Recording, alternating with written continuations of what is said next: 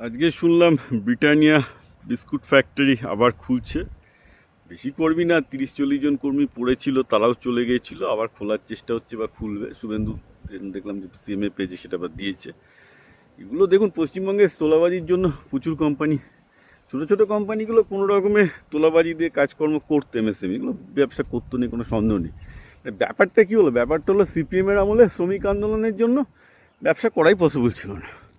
যে কোনো লোকজন আমি দেখেছি 5-6টা বেশি এমপ্লয়ি হলেই ভয় পেত, যেটা কোন দিন সিটু করে আমাদের পেটাবে, তাই জন্য কেউ ব্যবসা করতেই চাইতো না। এটা আমার নিজের ফার্স্ট হ্যান্ড এক্সপিরিয়েন্স। তৃণমূল আমলে শ্রমিক ধর্মঘট গেল, বলা হলো তুমি যত খুশি ছোটোখাটো ব্যবসা করো, কিন্তু আমাকে তোলা দিতে হবে।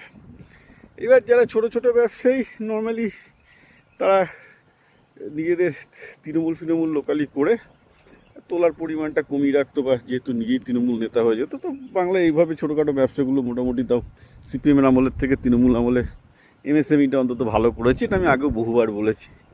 অধিকাংশ ক্ষেত্রেই নেতারা নিজেরা তৃণমূল করে বা তৃণমূল পার্টির কাউকে একটা কোম্পানিতে পার্টনারশিপ করে বেঁচে থাকতো, এই হচ্ছে ঘটনা। এবার ঘটনাটা হচ্ছে যেগুলো প্রফেশনাল কোম্পানি, ব্রিটানিয়া বা এইগুলো, তাদের পক্ষে খুব অসুবিধা হয়েছে। মানে অনেক কথা, সওয়ালেস থেকে শুরু করে আরও অনেকেই পশ্চিমবঙ্গে তোলাবাজির চোটে ছাড়তে বাধ্য হয়েছে। তো আশা করা যায় ব্রিটানিয়া ফিরলেও হয়তো 20-30টা শ্রমিকই ফিরবে, এমন কিছু বড় ব্যাপার না।